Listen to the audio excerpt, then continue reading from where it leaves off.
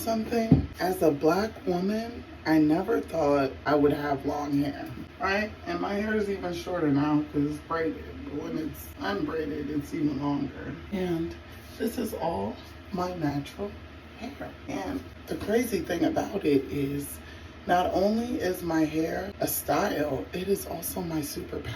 And those of us with locks or even natural hair that have a direct connection with our hair understand what I'm talking about.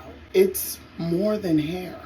Your hair is the closest thing to your head and your brain. And as black people, as a culture, we have abandoned the therapy of doing our hair. Doing hair used to be something that was done for bonding over family. You know, it wasn't just anybody who was available did your hair. That was not how we operated culturally. Doing our hair was a sense of pride. It showed people what tribes we came from. It showed people, you know, our ancestry. And so our hair was more than just looks. And you know, when the colonizers came along with their standards, we have adopted them into our culture so much so that we are willing to abandon, you know, our pride in our hair to look like them.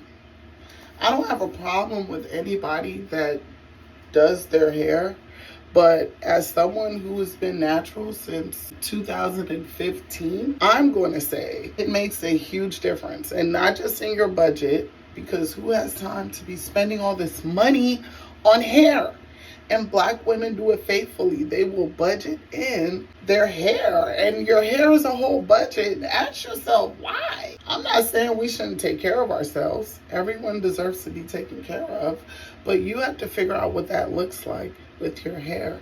We cannot be putting these toxic things on top of our head, directly connecting to our brain, and not think that it's going to affect us. It's going to affect your health. So, and if you want to pay attention to maybe some of the women in your life, right? Pay attention to some of the younger ones and the older ones and what their health looks like and what their hair practices are. Because our hair is important to our health. I know that nobody wants to talk about hair health. Everybody wants to talk about having long hair, but nobody wants to talk about taking care of your hair and what that means for your mental health. And that's what I want to talk to you guys about.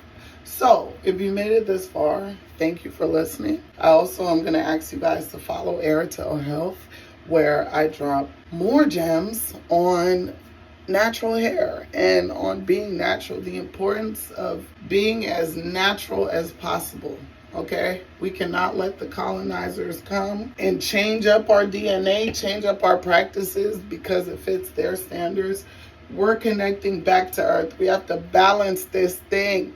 We got to get balance, y'all. This is not a joke. This is our lives. And is my life worth wearing wigs and fake toxic braiding hair and all this other stuff? No. My hair is meant to breathe. My hair is meant to live too. Okay? And my hair is very full of life. All right? And yours can be too. So if you want to learn more about natural hair health and how you can better take care of your scalp and your hair, send me a DM or comment, Goddess Locks.